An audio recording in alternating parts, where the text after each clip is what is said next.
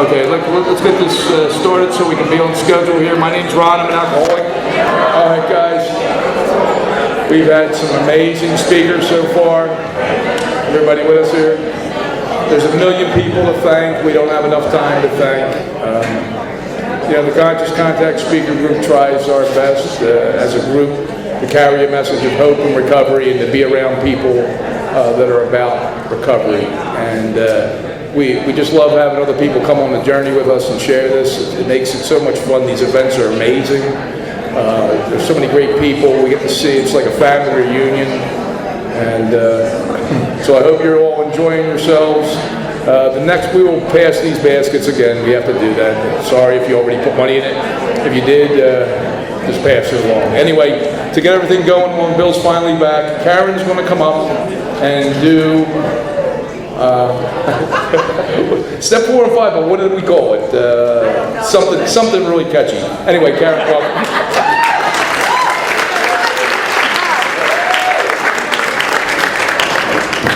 Hey, my name is Karen. I'm an alcoholic.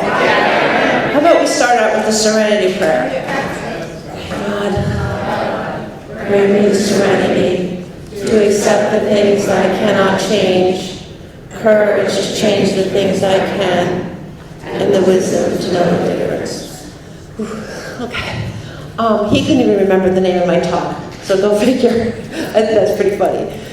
I get steps 4 and 5 following Peter. I don't know. What do you think? Okay. And before Chris. So my sobriety date is September 6, 1989. My home group is Journey to Freedom Group in Livingston, New Jersey. We meet on Wednesday nights. We're a big book study group. If you're ever around our area, we'd love to have you. It's at 7:30. It's a relatively new group, so it's really a wonderful place to be on a Wednesday, I suppose.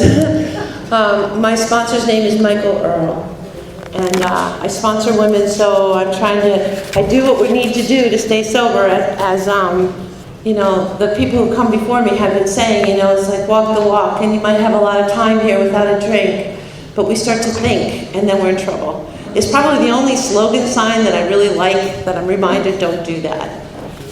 Think appropriately. Okay, so, Richie brought up something when he was talking this morning, and I was thinking I have a stuff going on that I don't think is really fair.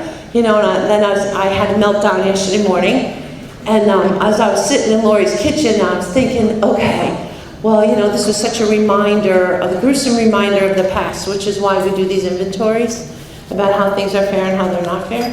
But while he was talking, I was thinking, oh my gosh, you're talking about rage, and that's what I felt. I felt rage coming from the bottom of my stomach. And I'm going, and then you were talking about passion. And I'm like, oh my God, the difference between rage and passion is resentment. When I lose that resentment, the level of my passion is as strong as the level of that rage. And it took this work in order to do it. So I'm going to work it backwards a little bit, because what I learned in that, and if you were at the roundup, Father Tom said this really succinctly, that I am not broken, I come from broken places, and I'm just blocked. And I come from broken places. There's a lot of alcoholism in my story. I'll touch on it a little bit. I have a twin brother. We're the oldest of 7 kids. We moved around a ton.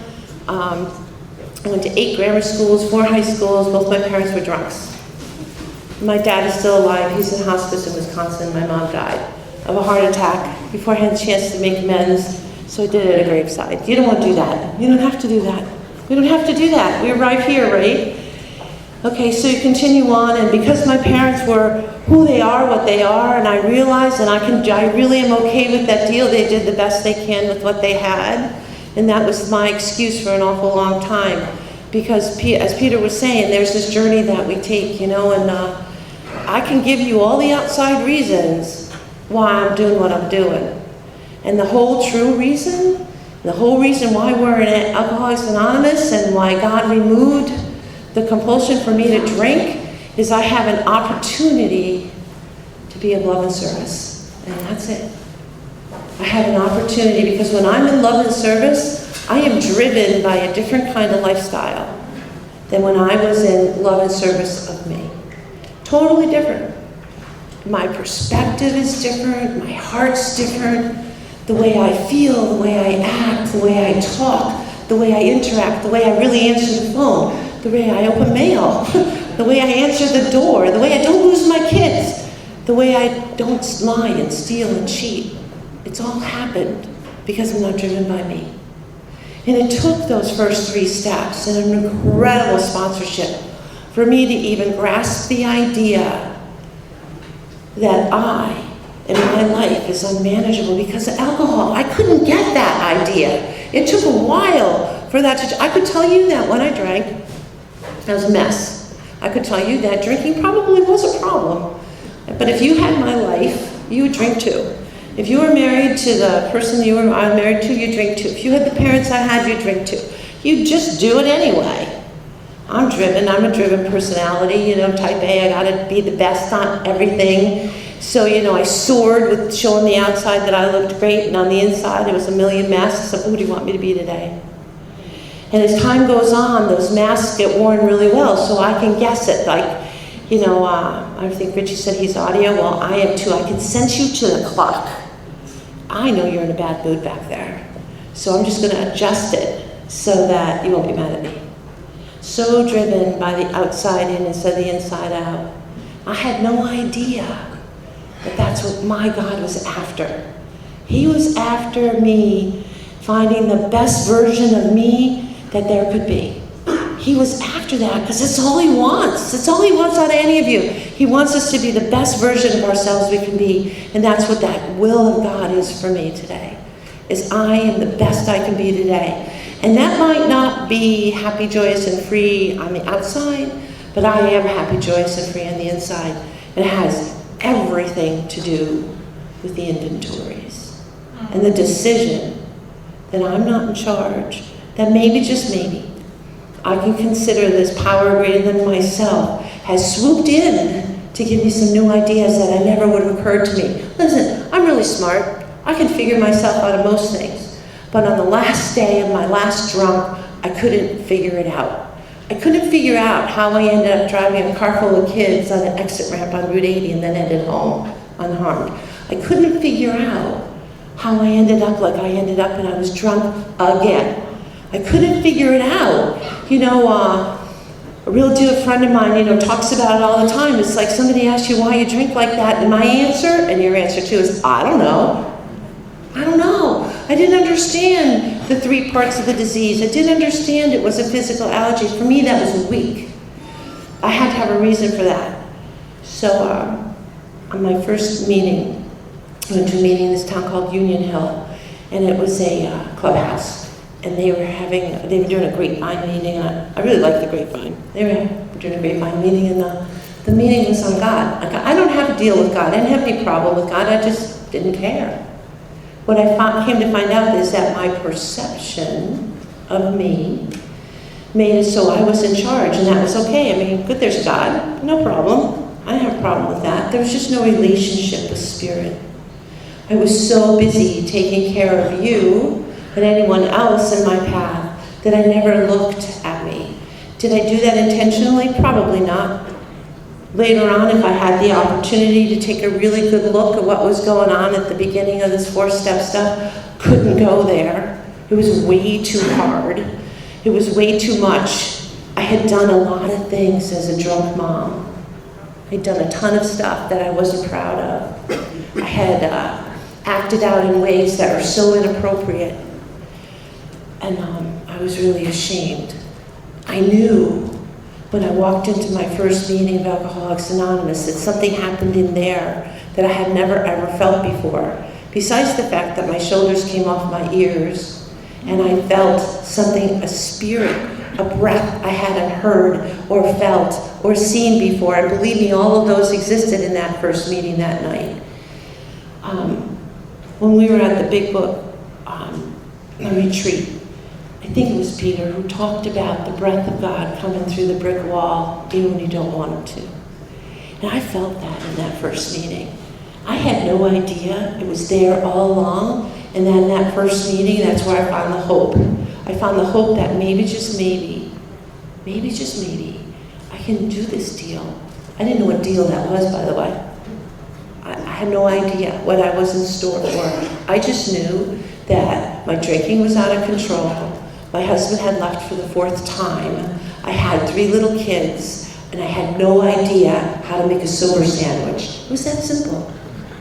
You know, couldn't do it. I stopped drinking and I got stupid. I don't know. And I really needed help.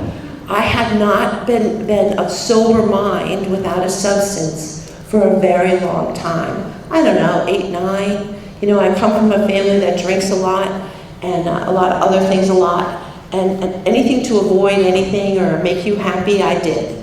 You know, I come from the world of abuse. So in order to make the people stop, you do what they want you to do. So that's how I live my life. I really didn't know there were alternatives. I didn't know there were options. I didn't know any of that till I came to you, shattered and broken, and my spirit was just crying. And that's the state I walked into that meeting with. You know, at the end of step 3, where it's asking us, asking God to relieve me of the bondage of self. I didn't realize without a sponsor's help that they're really talking about is the things that are blocking me from Him. What are they? What are those old ideas? What are those experiences? What are those actions? What are those reactions? Who were they? What happened? How did it happen? And as I walked through this process with my sponsor, and I'll just interject this, I'm in the middle of moving yet again. And I sold my home and I'm renting a townhouse and I can't get in the townhouse because the owner didn't do what he needed to do, and I have to have a letter of habitability. I've never heard of this before, but it's always new in my life. Anyone who knows me, my life is never boring. And so I called my attorney, my closing attorney, and we got a certificate of occupancy so I could at least move my stuff in. I run women's retreats, so that was like half a basement, and now it takes up an 8x10 storage unit, if you can imagine how much stuff there is. So that went to a storage unit, and I still can't get in because they're doing this work. And while cleaning out my closet, I found my first 4-step. This is hilarious. Not only is this experience somewhat of a 4-step experience that I've just had, but this is hilarious. Okay, I come from the days of the dot matrix printers. You guys remember that? So my first 4-step was something like this. There's no way I could do the columns. There was no way I could even speak the story. When I came to you, and I don't know if any of you can possibly imagine, I couldn't speak cohesive thoughts. I couldn't put sentences together. I was in a group of women in my early days of recovery who were all about the deal, you know? You go through steps 1, 2, and 3, and you're into action because they don't want to lose you, and they were going really fast, and my brain was going really slow. The dots were not connecting. So she said, okay, first tell me your story. So, I mean, our stories need to be told. It wasn't really a 4-step, but it was a story. So I started typing away and printed it on this dot matrix computer. And if you took it out and you went like this, it would be a roll that went almost out the door. It was hilarious. And she let me read that to her. And she translated it into the columns. And she slowly began to interpret this sentence where it says the exact nature of my wrongs. I thought that was you. My wrongs? How could I possibly be wrong? I'm a good person. I didn't do good things. And I began to understand how my reactions to life were based in what you wanted to see, not who I am. What you wanted to hear, not what I wanted to do. And then I held it against you that I chose to do that. I mean, I couldn't believe it. I was such a freaking contradiction. I was amazed. What I thought was not real.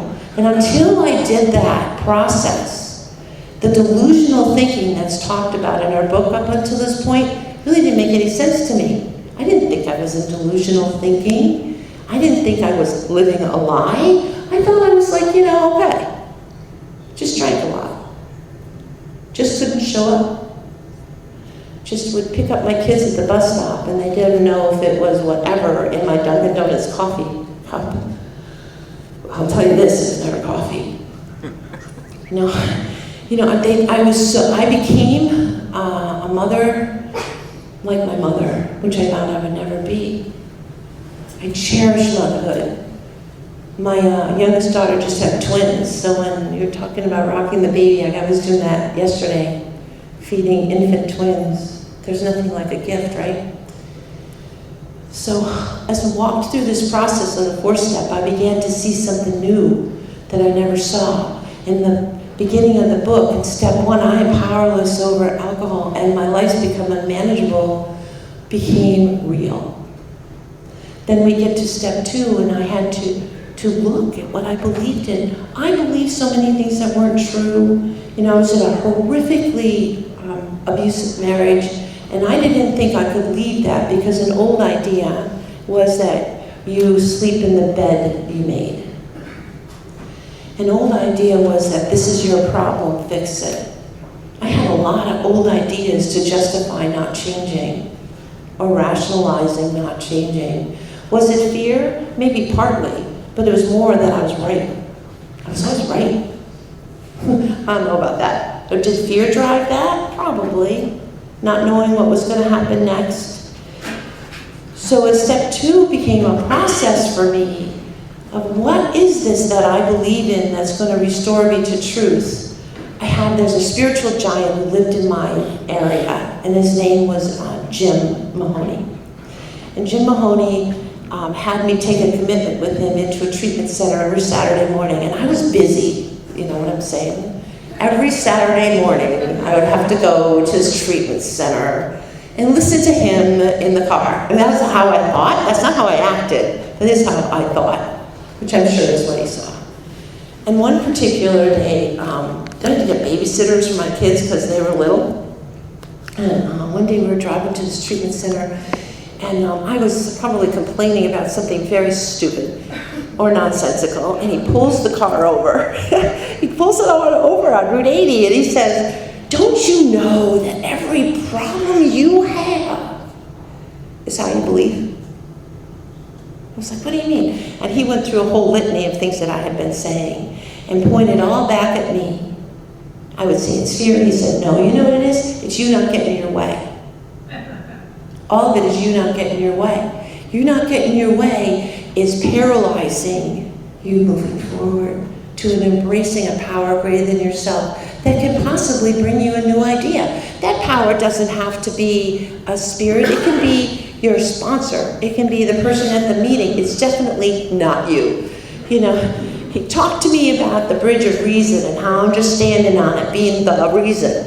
He talked to me about this stuff, and I believe that these are not coincidental meetings, that God puts these people in our paths in order to bring us some kind of truth, because that might be only the conversation you can hear.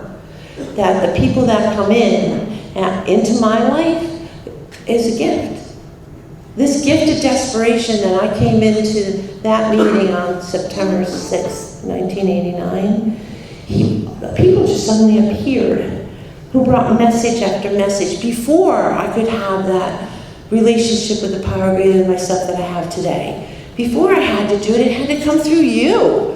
Before I could even consider that I'm going to even tell anybody a story, it had to come through you. But if I really think about it, when I really, on the look back, really think about it, there was moment after moment after moment that God was trying to knock on my door, and I just wouldn't open. I wouldn't open it because I was being driven by self. I was being driven, and I couldn't help but be driven. I'm an active alcoholism, so there's going to be a choice. It says we're driven by 100 forms of fear, self-delusion, self-pity. I was driven, but guess what? You can be driven by God. And all of those flip around. And they become the most magnificent emotional push that you'll ever imagine, but not without this jumping into action. So we did this list, right? We did this list. We top of my list. Of course we have mother, father, brothers, sister. Yeah, I have 5 brothers. All of them were there. My sister, and for good reason too, really good reasons why they're on that list. And we get to some of the others in that, and it's like suddenly I realize 200 names later, I'm angry. 200, I had to stopped. I was so embarrassed. I told her, I can't write anymore. I am so embarrassed about how angry I am at the world. And here I thought, I was not an angry person. My version and my vision of me was so different than what you saw. So different. It was not at all complete. What I saw wasn't real. It was like crazy. And I'm like, the more she said this, the more confused I got. And that's why you stay close to a sponsor. Then that step turns itself around and she would ask me, like, well, I went down and I wrote all those things and I wrote the reasons and she said, come to me. I went to her. And how did this affect your emotional security? I couldn't even get with what that meant. How did it affect all these parts of self, right? She puts me in another book and I begin to learn like English. What does it mean to be affected emotionally?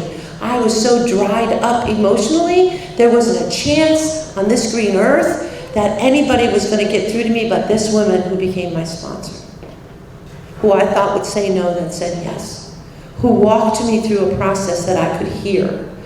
So when we got to this part of self, this real nature of my wrongs, and then where was I selfish? Where was I self-seeking? Where was I inconsiderate? Where was I frightened? And where was I angry? I couldn't believe I had anything to do with the stuff on my paper. I was shocked at that. I was really shocked, but because I didn't want to drink, and I was in the rooms a little long enough, like 90 days. I'd been to a Joe and Charlie workshop. She'd taken me up to Stepping Stones, so I started to get a flavor of what this thing was about, and it was real.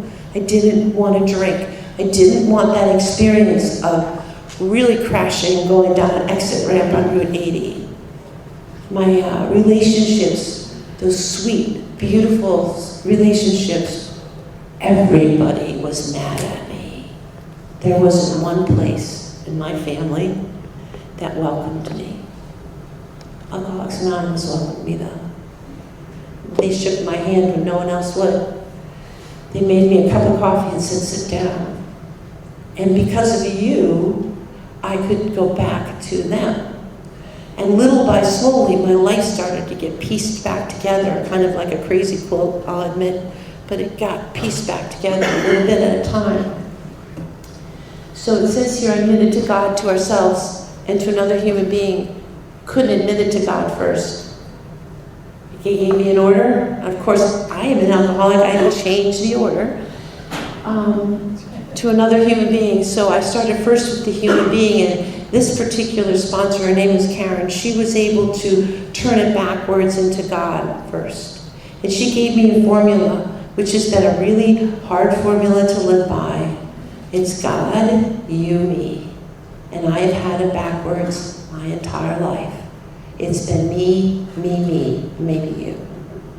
But I didn't think that. I thought that what I was doing for you was considerate and kind. But when we got underneath it, it was with the motive. It was with the motive about me. I thought when I showed up for you, it was because I was being nice. No. I showed up because I didn't want you to yell at me. I showed up because I needed money. I showed up because there was a payoff. It was really hard stuff to swallow.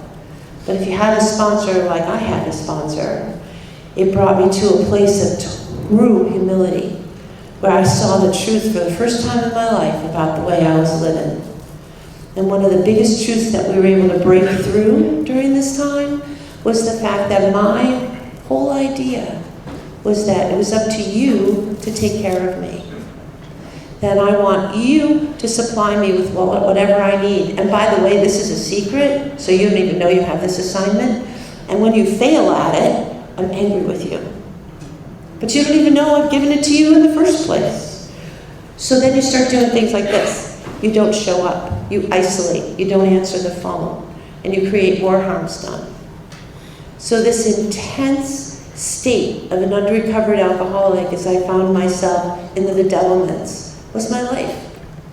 Was I a prey to misery and despair? Oh yeah, I attracted that. It gave me an excuse to behave like this. It was the most amazing awareness that I had awakened to, is this power that my sponsor took me through in the power of what God can do in my life, if I let him. And do I believe that?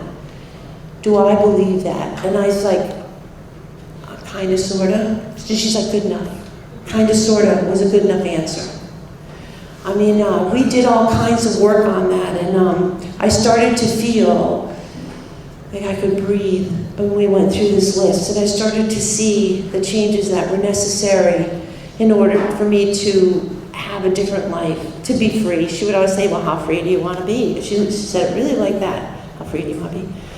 I do the same thing, so no, I shouldn't say anything.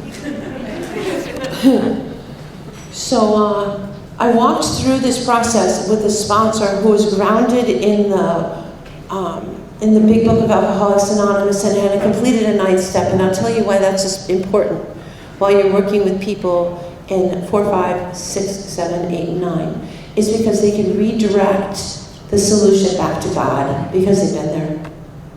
It gets redirected back to God as the problem solver. Every problem I have, just like Jim told me in that car on Route 80, I can bring back to the problem solver at any moment, at any time.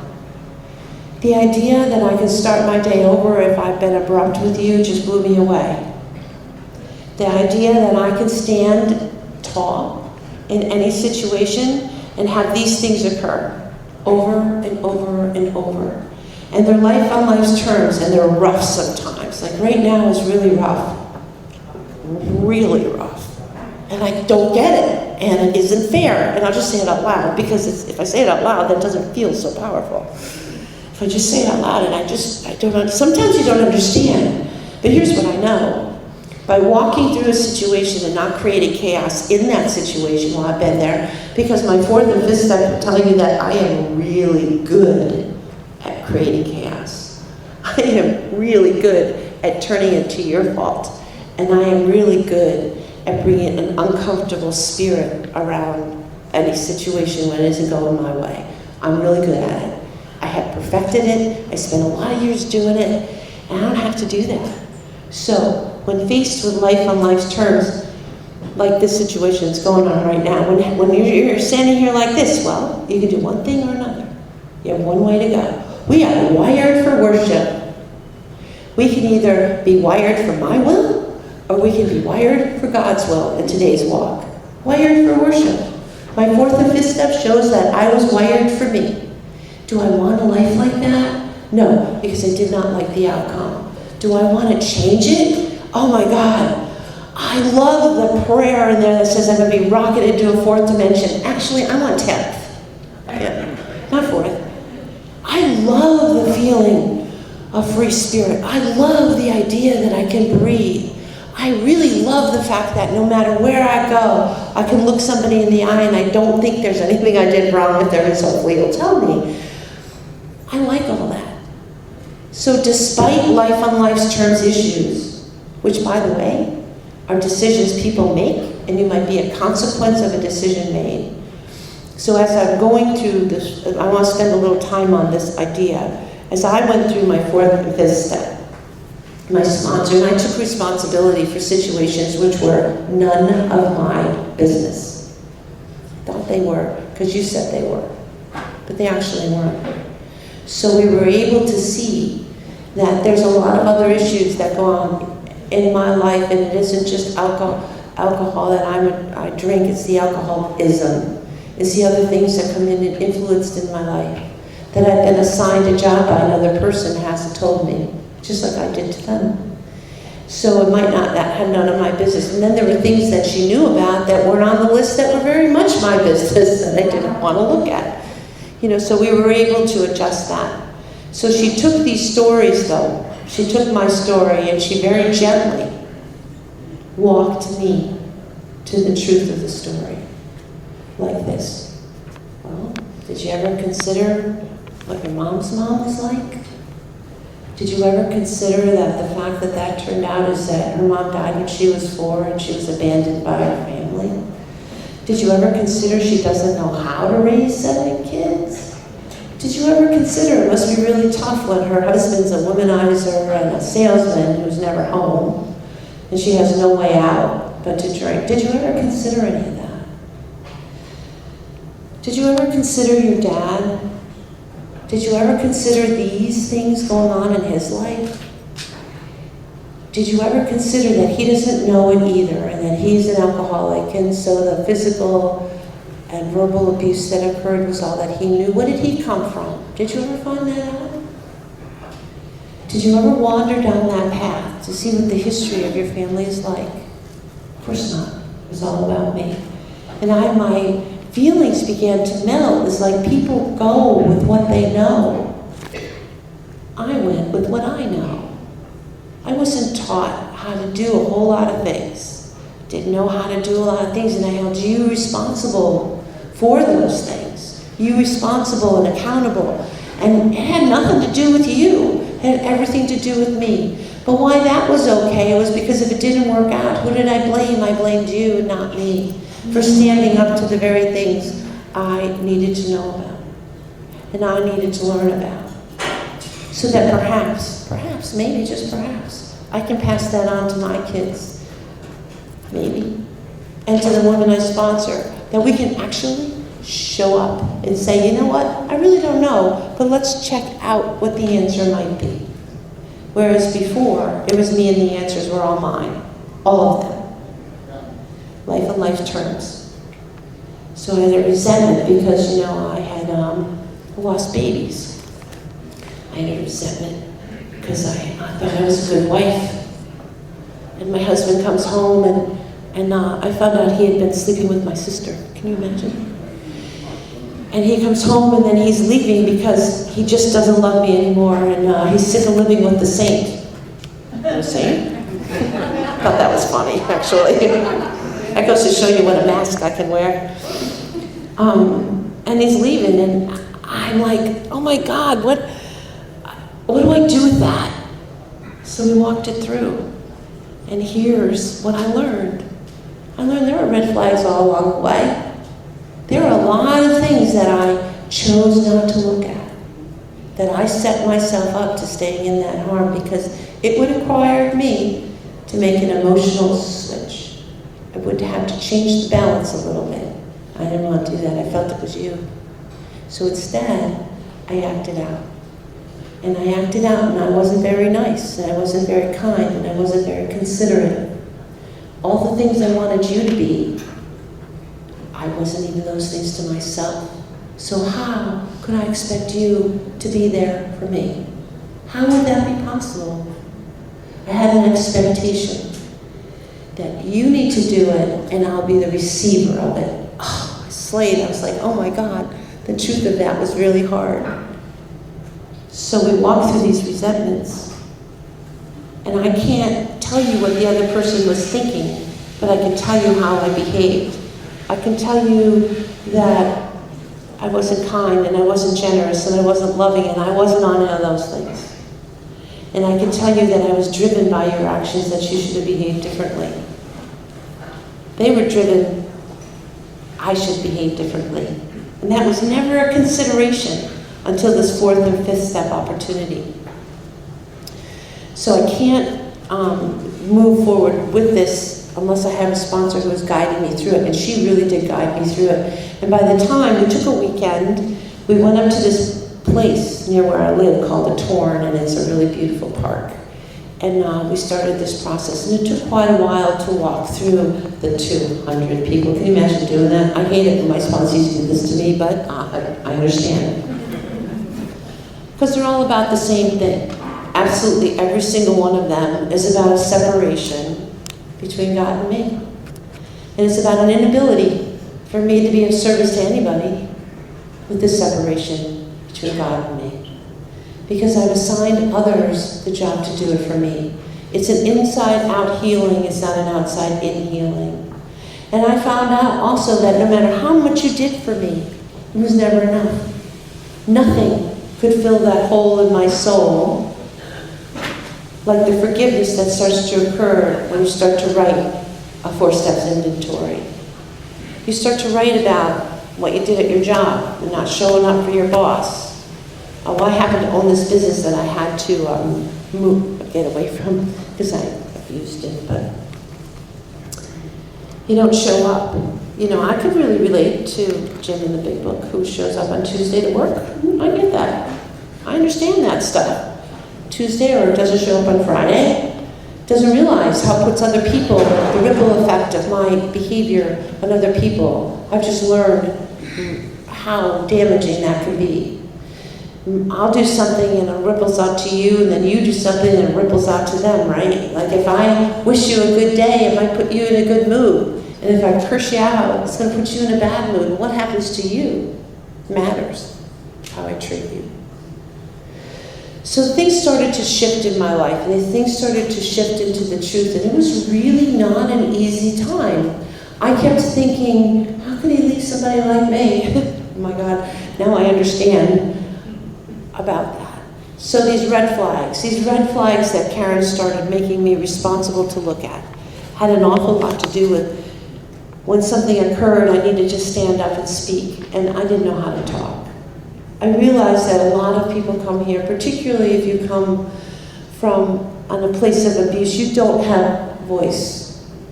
I'm not saying that's an excuse, you just don't know how to verbalize what you need to say. And that's where a sponsor comes in really handy. I would call and she would say, well, here's the script. Try this, do that. I never knew I could do that. I never trusted anybody in the 4th and 5th staff like I trust my sponsor, Karen. There wasn't, I can't even tell you, she would say, well, do this. And I would be like, okay, and it would turn out, and it would be like, oh my God, look at that, no one's mad. Right? And it started me being accountable and responsible in a way that I didn't even know existed. Those two words, well, actually, to bring in honesty, that is another one, took on completely different definitions by the time I somewhat finished this process the first time around than ever before. I didn't know that honesty really was telling you how I felt, not what I thought. Or, I was a big one for lying by omission, and that's because it's just like if you didn't ask me the question I needed to answer, I didn't tell you. It was easier. It was easier just to answer directly, and I knew the questions you were really trying to ask because remember, we could look to the clock. Our sensors are out to the clock. That's where they go, because in order to do the things we did, we had to be very well aware of our surroundings. So I would know what you're really looking for. If you didn't ask it right, I'd tell you. That is called lying. Right? And then we got on to stealing. I never really stole anything, and it wasn't cash register stealing. I stole your time. I stole your emotional support. I stole your emotional balance. I would do things like this to my ex-husband. I'm just going out for a little bit, and I'll be back in a little while. I didn't disappear for weeks, but a little while might be in half an hour or 4 hours. Like he was really insecure and needed me to keep telling him things, and I got real annoyed at that. So I just wouldn't call. I'd be livid by the time I got home, and all I had to do was pick up the phone and be considerate. So why on earth would he have been considerate to me? You know, I just would push the edge on every issue. Every single issue. I know we're not quite to step 8 and 9, and I'm sure that's going to be talked about, but I found out that I lived in judgment, bitterness, suspicion, and jealousy, and I found that out in my 4th step. I was very bitter, and I was very angry at the turn of things. No matter how hard I tried, it didn't work out. But I didn't know some of the other things that went behind it, and that inventory proved it out. Like I said, I'm wired for worship, one way or the other. It's either me or God. And I discovered that at the end of the 5th step, sharing with her. But there's another thing that started to happen before those 5th step promises entered into my life. And that was like, I felt like that hole in the donut they talk about, which I, by the way, think is the most stupid phrase ever. It didn't fit. I felt so awkward. I'm like, if I open my mouth, I'm going to create more harm. If I speak to anybody, I'm going to create more harm. If I say anything, I'm just going to blow it up even more than it's blown up. Because I don't know about you, but when I was in this position, people still weren't trusting me, talking to me, or wanting to be around me. A was, thank God. So we went off, and I used to stalk her at meetings. Just go sit next to her, just till I could get through what we needed to do next. And she put me into 6 and 7 really fast. But the prayer helped me so much. There's things loaded, our big book's loaded full of prayer, and it's like, God, save me from being angry. Help me through the day. Help me see the truth here, because I don't really see the truth. Because when you're doing that inventory, and you've got your first column of resentment, and then you have the second column of what happened, and then you have the character defenses, and I call them defenses because that's what will happen. That's what happened to me, is the defects in character, how I reacted, my instincts in life. There's a big, huge pause. And the big, huge pause that comes in the sharing with my sponsor has to do with me. And I have to go to God, and I say, God, please help me see the truth, so I'll know what to do. My third step, prayer, has a lot to do with it. To help me see the truth, remove the roadblocks, so I can see perfectly clear what your will is for me today. That prayer I say all the time. I know anybody can have their own, but I can picture the roadblocks. And I'm like a roadblock killer, and I'll just go right through. But I want to see, what's in my way here? Is it pride? Usually is for me. Is it as I'm very stubborn? I don't want my pride. I know my ego rebuilds itself really quickly without a guide during the day. Real quick. So I'm being really careful of that. And I ask God to help me see the truth in these relationships. And I have to tell you something. They're restored. My life has been restored with this process. And I didn't even completely finish it before I started to get the benefits and the gifts out of step 4 and 5 experience. Probably one of the biggest ones is I could now look, it says in the step 5, I could now look at you, and I wasn't embarrassed of me. I understood the difference between guilt and shame. I understood carrying the load of things I could do differently, because her question always was, well, what could you do differently? Do it differently. And yeah, it sounds really big, but little at a time, little by slowly, I could embrace the truth about I'm an alcoholic. I could embrace the truth I almost blew up everything. I could embrace the truth that with God I am nothing. I could embrace the truth that there's a power greater than I, and that power in God runs so deep in us and in our families, and they got the same God we got. And they need the same respect that I'm looking for. And that involves a whole lot of changing of perception on my part. In our big book, and I think it's in Employers, one of the greatest lines that I love in there, it talks about having a change of heart for a transformation of the soul.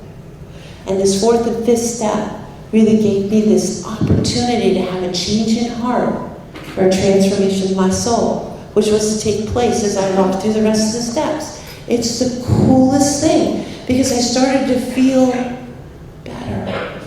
I had a white light experience with drinking. I really did. The compulsion to drink was removed from me that night before I went to my first meeting. And I had never wanted to drink since. I never went to rehab. I can't relate. They tell me what it's like, and I go, okay. I've never gone to detox. I go visit them and bring in, but that's not where my recovery came in. I wasn't a rock bottom drunk, but I was a pretty big drunk. I don't know other programs have helped me, outside help has helped me. I've taken it all in because our book guides us to that. Go seek outside help. But I got in with a group of women.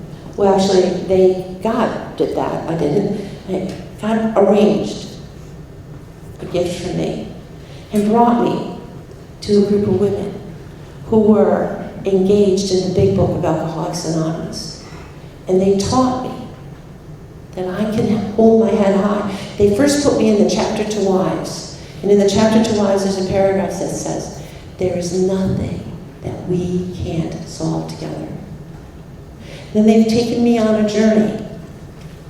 When we got to this place where we had to do this self-survey, I could tell you that I am also, I came in with the view that I'm such a victim. all these things happened.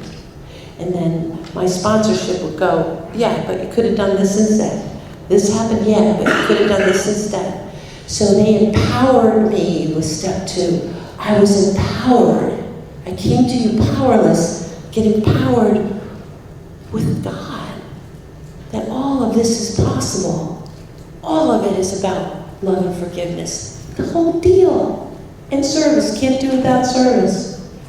So I got empowered by step 2 to move to the willingness in step 3. That gave me the absolute incredible feeling that I can lean on something. I never could lean on anybody, anything in my life to this process.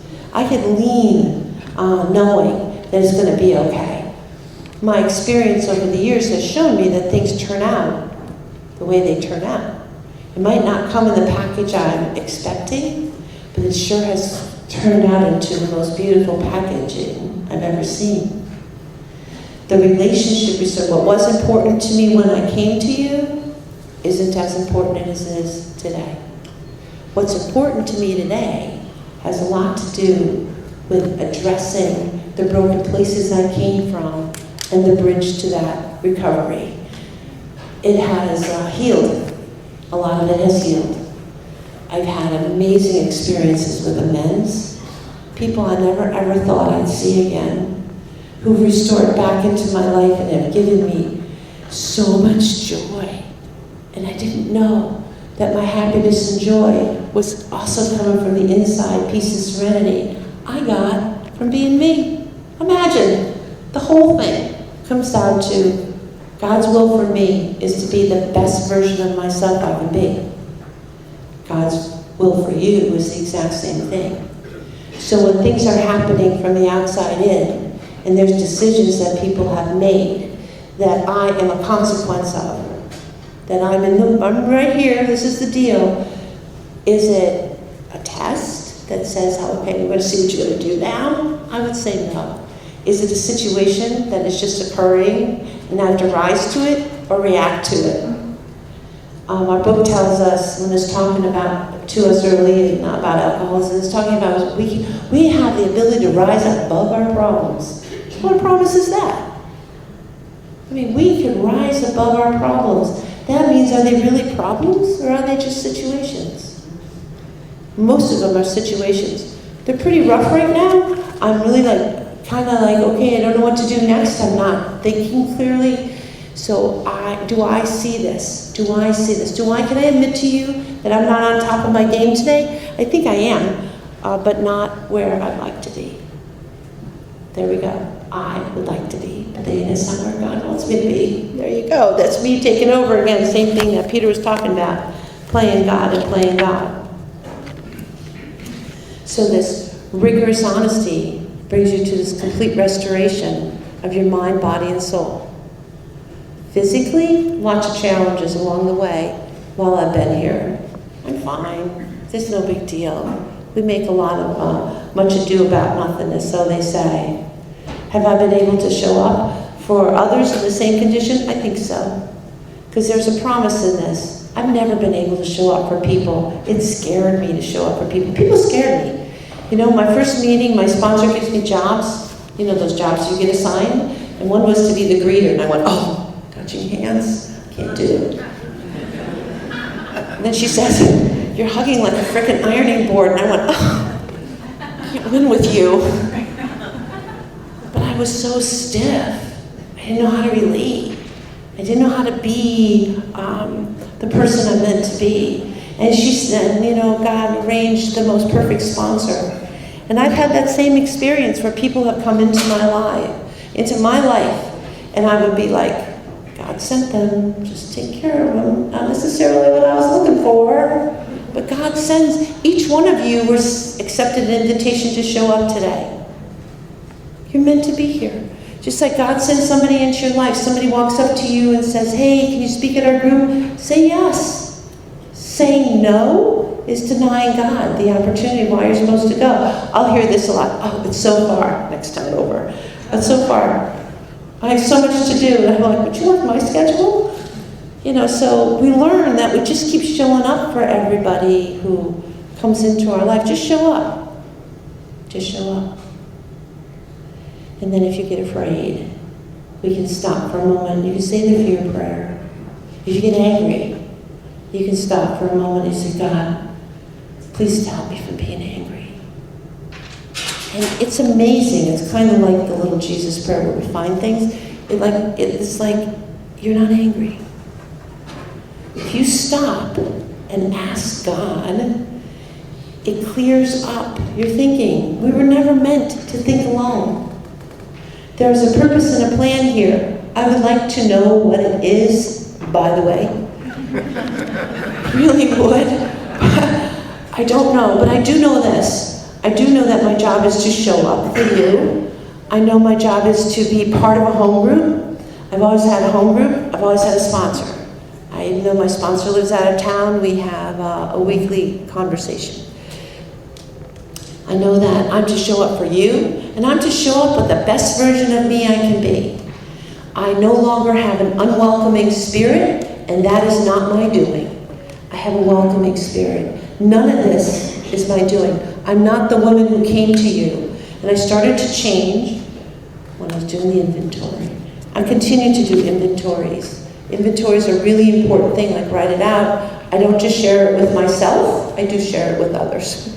Sharing it with myself is not a being of real purpose, other than to me, which I'm very familiar with, the results of doing just that. So, I can tell you if you haven't done it, I hope you do it. If you haven't written an inventory, we can write them on napkins, we do that a lot. We can explain to you exactly how it was explained to us. That we have a three-pronged disease, and there is only one who has the answer, and that one is God. There's only one way that we can be free of ourselves, and that is to get with the people who are sent into your lives to bring you to that peace. It's just a very powerful, powerful way of living, and I didn't believe it at first. It's like I wanted to see it. So when you go to meetings or you go to experiences like this, guess what you get to see? You get to see the power of peace in action. You get to see the serenity that you can have if you don't have it today. You get to see the people that have been there, done that. You get to see the hope that you came in here missing. You get to see the promise of the restoration. You get to see all this, and then you get to handle it. And then you can walk in the love and kindness and the light of the Spirit, so you're the best version of you can be. And who knows where that will take you? It'll take you, for me, it's taken me on the most incredible journey. Incredible. I now really don't worry about finances the way I used to. Like I had something happen last week and I got an unexpected, I'm in sales, like go figure, alcoholic in sales. Unexpected commission check to cover it. I was like, is it really unexpected? What is it in me that doesn't think I'll get it? If I'm doing the right thing, it always comes. If I'm doing the right action, it always comes. And as I was erupting yesterday morning and having my little meltdown, I thought about that. I was like, oh, this is just a reminder of the move away from my ex-husband, of having to flee the IRS, of other things that I've had to do in recovery because I didn't pay attention to the red flags. I didn't pay attention to the necessary action I needed to take earlier than I took. This one I thought I was ahead of the curve. I thought I was ahead of the curve. You heard that, right? Well, I wasn't. So it's a little bit slow, but little by slowly, we walk towards the goal. And the goal is to be free. Free of the obsession to drink and to be a servant of God's. So thank you so much for allowing me to say.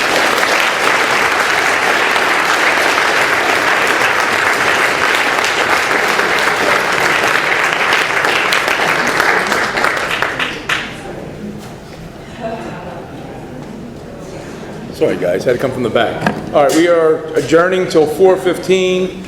Take a break. Please let's thank Karen one more time for coming out. Chris S. is coming back. Wake him up. So during the break, everybody go over and give him a little poke. See if we get him livened up. Thanks.